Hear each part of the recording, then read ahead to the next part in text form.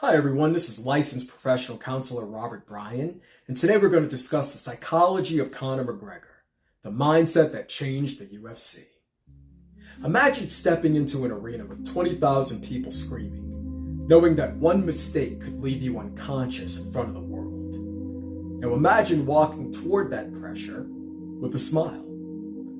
This is what made Conor McGregor different.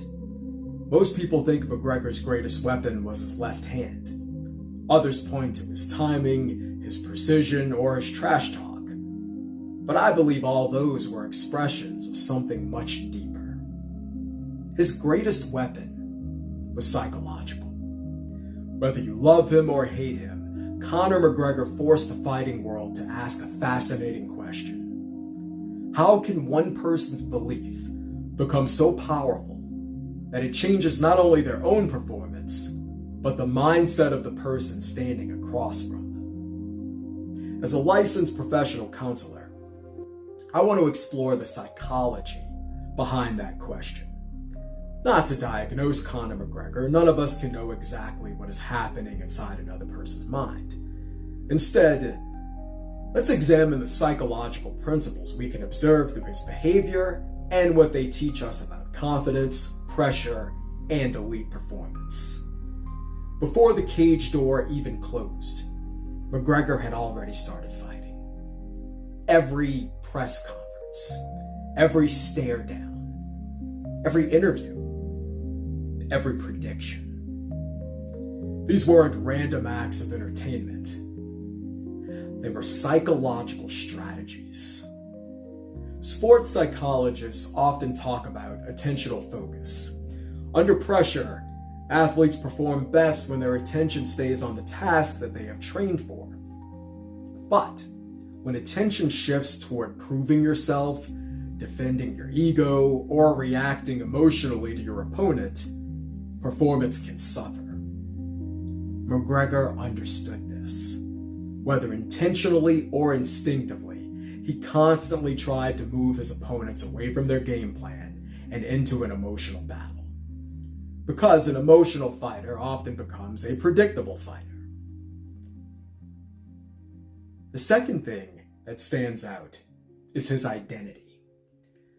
Many athletes hope they will win. McGregor spoke as though the outcome had already been decided. People often dismiss this as arrogance. But psychology offers another way to understand it. Confidence built only on recent success is fragile. Lose once and it begins to crack. Identity-based confidence is different. Instead of saying, "I hope I perform well," the internal message becomes, "This is who I am." That mindset changes behavior under pressure. Someone who deeply identifies as resilient is more likely to keep pushing after setbacks. Someone who identifies as composed is more likely to remain calm when chaos erupts. For years, McGregor projected an identity built around precision, timing, creativity, and inevitability. Whether every statement was objectively true is not the point. The point is that he appeared to believe it, and belief influences behavior. Another remarkable aspect of McGregor's mentality was his willingness to stay relaxed under extreme pressure.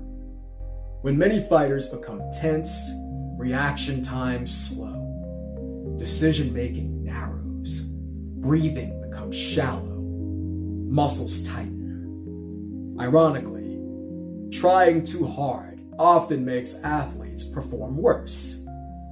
McGregor frequently appeared loose, relaxed, patient, self-assured. He wasn't rushing exchanges. He was waiting for opportunities. Sports psychologists sometimes refer to this as performing in an optimal state of arousal. Not too anxious, not too passive. A flow state. Elite performers often look calm because their minds aren't consumed by panic. Their attention remains connected to to the present moment. That doesn't mean they don't feel fear. It means fear doesn't control the next decision. One of the most fascinating psychological concepts in performance science is self-efficacy.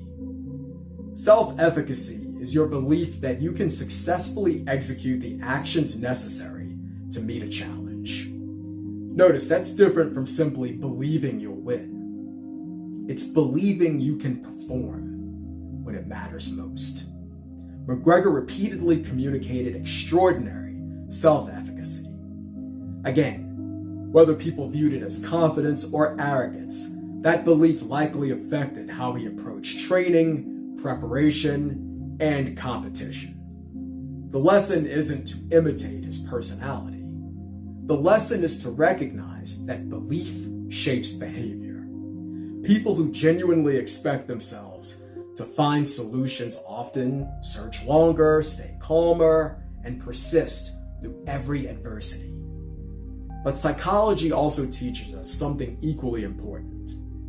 Confidence must continually reconnect with reality.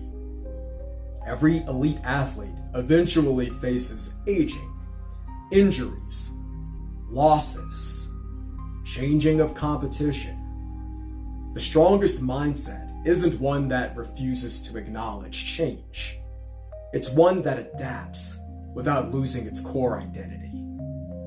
That's why McGregor's return is psychologically fascinating. There's so much hype around it. The biggest question isn't whether his left hand still carries power.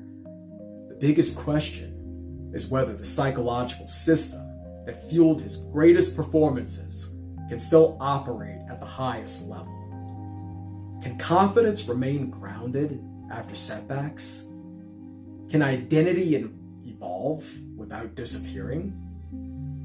Can experience become an advantage instead of a burden? Those questions extend far beyond mixed martial arts. They're questions all of us eventually face.